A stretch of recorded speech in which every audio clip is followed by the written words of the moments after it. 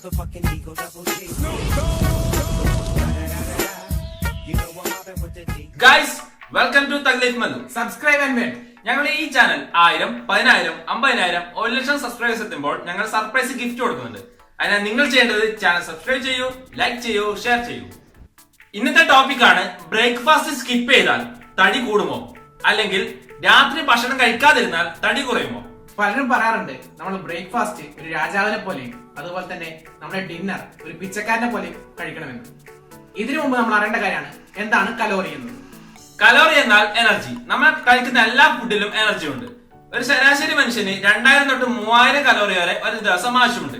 ഇതിൽ കൂടുതൽ കഴിച്ചാൽ നമുക്ക് ഫാറ്റ് ആവും, ഇതിൽ കുറവ് കഴിച്ചാൽ നമ്മൾ മെലിയും. എക്സാമ്പിളായി ഒരു 100 ഗ്രാം തണ്ണിമത്തനിൽ 30 കലോറിയും 100 ഗ്രാം ബിസ്ക്കറ്റിൽ ഏകദേശം 500 കലോറിയും വരും. അപ്പോൾ നമ്മൾ മനസ്സിലാക്കേണ്ടത് ബ്രേക്ക്ഫാസ്റ്റ് സ്കിപ്പ് ചെയ്താൽ നമ്മൾ തടി വെക്കില്ല, പകരം പല അസുഖങ്ങളും വരാം. അതായത് നമ്മൾ ബ്രേക്ക്ഫാസ്റ്റ് സ്കിപ്പ് ചെയ്യുമ്പോൾ നമ്മുടെ ബോഡി സ്റ്റാർവിംഗ് മോഡിലാവും.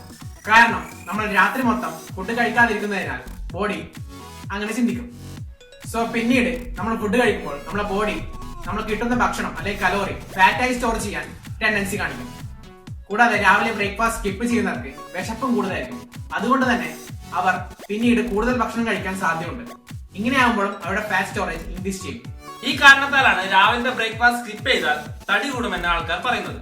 അല്ലാതെ ബ്രേക്ക്ഫാസ്റ്റ് സ്കിപ്പ് ചെയ്തുകൊണ്ട് മാത്രം തടി കൂടില്ല. പിന്നെ പറയാറുള്ളത് രാത്രി നമ്മൾ ഫുഡ് സ്കിപ്പ് ചെയ്താൽ ഒരു പ്രാവിന്റെ വെയിറ്റ് നമ്മൾ കുറയുമെന്നാണ്. ഇതിന്റെ കാരണം എന്താണെന്ന് പറഞ്ഞാൽ നമ്മൾ രാത്രി ഫുഡ് കഴിച്ച് ഉടനെ ഉറങ്ങിയാൽ ആ എനർജി നമ്മുടെ ബോഡി ഫാറ്റ് ആയിട്ട് സ്റ്റോർ ചെയ്യും. അപ്പോൾ നിങ്ങൾ വെയിറ്റ് കുറയ്ക്കാൻ ആഗ്രഹിക്കുന്ന ഒരാളാണെങ്കിൽ നിങ്ങൾ എന്താണ് ചെയ്യേണ്ടതെന്ന് പറഞ്ഞാൽ നിങ്ങൾ രാത്രി ഉറങ്ങുന്നതിന് ഒരു 3-4 മണിക്കൂർ മുമ്പ് തന്നെ നിങ്ങൾ ഡിന്നർ കഴിച്ചിരിക്കണം.